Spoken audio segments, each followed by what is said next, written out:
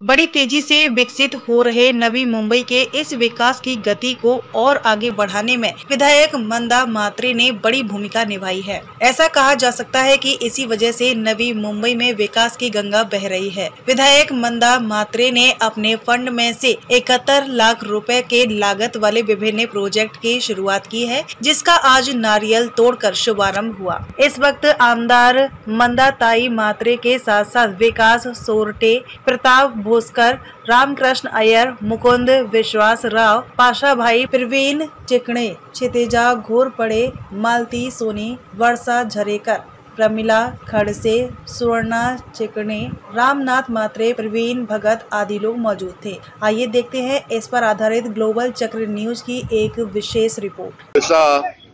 The need of the hour, because during the rainy season as well as on summer season, the parents are standing on the road.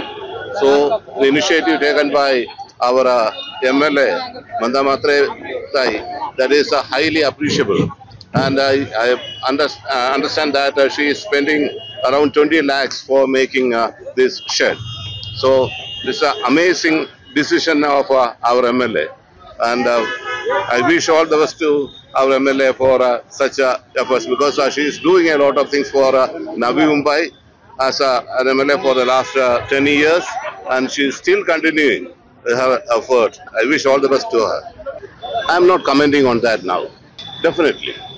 असं आहे की वाशी हा जो विभाग आहे हे नवी मुंबईचं हृदय आहे आणि या नवी मुंबईच्या हृदयामध्ये आपण जेवढी कामं करतो ती संपूर्ण शाळा असतील, कॉलेज असतील, आता आपण सेंट मेरी जवळ सुद्धा एक बस थांबा मोठा करतो। ऊन आणि पावसाळ्यापासून मुलांचं संरक्षण झालं पाहिजे। प्रिन्सिपल सरांची मागणी होती, तिथल्या पालकांची मागणी होती आणि ते काम आपण करत राहतो। चांगली कामं नेहमी करत राहतात, लोक चांगल्या कामाची दखल घेतात। पेपरबाजी, शायनिंग आणि पोस्टरबाजीला लोकही सुशिक्षित लोक आहेत या शहरातली, हे त्यांना अजिबात हे पटत नसतं। तुम्ही काम करा, लोकांच्या ज्या छोट्या छोट्या गरजा आहेत, आपल्याला माहिती असेल 5 वर्ष झाली नगरसेवक नाहीत, ही नगरसेवकांची कामं सुद्धा मी केलेली आहेत। आयमॅक्स लावून दिलेलं, आता बघितलं सेंट मेरी जवळ केवढा मोठा आयमॅक्स लागलेला आहे, दिवे लावलेले आहेत। हे आपण सगळी कामं गली गलीत पण केली, जेणेकरून इथली शाळा, कॉलेज, नागरिक यांना नगरसेवक नाही याची कुठेही खंत वाटू नये की आम्हाला गेले 5 वर्ष नगरसेवक नाही म्हणून ती कामं सुद्धा आपण केलेली आहेत। आज जवळजवळ 6 ठिकाणी आपण उद्घाटन केलेले आहे। आणि दुसरी तुम्हाला गोष्ट सांगायची तर आपण super specialist hospital, medical college 10 तारखेला आपण मोर्चा काढणार होतो, तर आयुक्तांनी मला आता दिलासा दिलेला आहे की सांगितलेलं आहे की मुख्यमंत्र्यांच्या दालनात ते काम आहे आणि लवकरात लवकर आम्ही तुम्हाला करून देतो।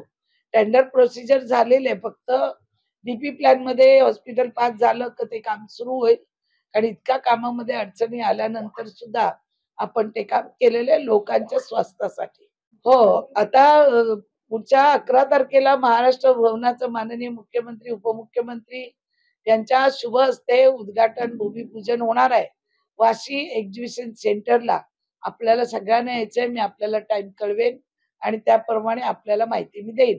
पण 11 तारीख फिक्स झालेले आहे। पहिला ते लोक उलव्याला येतील एअरपोर्टवरती, तिथून जे विलक्तीचं विमान आहे त्याच्यानंतर ती पाहणी करून मग आपल्याकडे हा कार्यक्रम 4-4:30 असं काही वाजतील, त्यामुळे एक्झॅक्टली टाइम दिला नाही, त्या टायमाला कार्यक्रम होईल। आपण सर्वांनी त्याही प्रसिद्धी देऊन जास्तीत जास्त लोकांनी महाराष्ट्र जे भवन आहे महाराष्ट्रात त्याचा गोर गरीब इतरांना फायदा होणार आहे, विद्यार्थ्यांना होणार आहे, अधिकाऱ्यांना होणार आहे, आपल्या सगळ्यांना होणार आहे। त्याचा आपण सगळ्यांनी मोठ्या प्रमाणात लोकांना आपल्या माध्यमातून बोलवत आहे।